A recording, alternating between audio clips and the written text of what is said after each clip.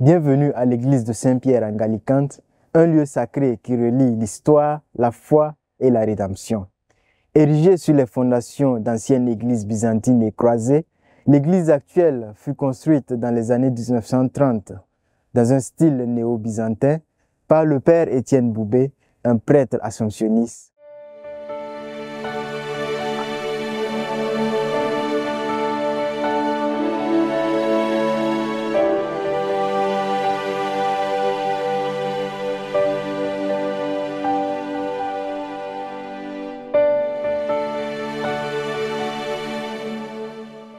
Ces portes en bronze sculpté reliant le cénacle, là où Jésus, après la dernière scène, annonça à Pierre qu'il le renierait 3 fois à ce lieu où cet acte se produisit.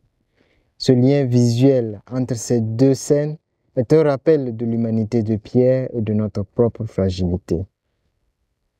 À l'intérieur, les mosaïques racontent l'histoire de la passion de Jésus. L'une d'elles montre le Sanhédrin commandant Jésus à mort pour avoir proclamé qu'il était le Fils de Dieu. Dans le ciel, Dieu détourne son regard, ne pouvant affronter ceux qui condamnent son Fils. Mais dans cette sombre scène, une lumière d'espérance brille.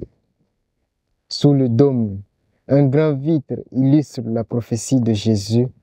Dès maintenant, vous verrez le Fils de l'homme assis à la droite de la puissance et venant sur les nuées du ciel. Cette image nous rappelle que, même dans la souffrance, Jésus est victorieux et que son amour est plus fort que la mort.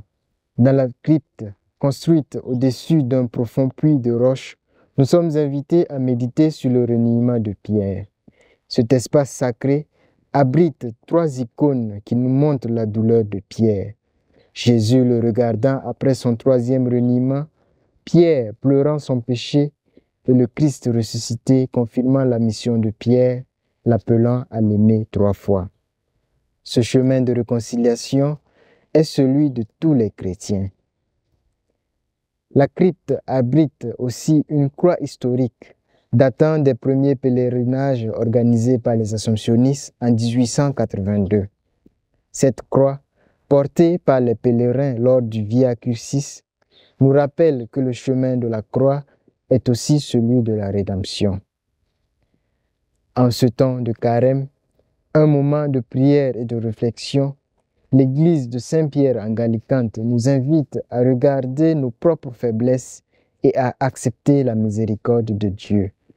Comme Pierre, nous avons tous nos moments d'incertitude et de reniement, mais nous sommes appelés à nous relever, à nous réconcilier avec Dieu et à marcher dans sa lumière. Ce carême, venez en pèlerinage à ce lieu sacré et laissez-vous toucher par la grâce et la rédemption. Que la paix du Christ vous accompagne et que ce chemin de foi vous mène à une transformation intérieure.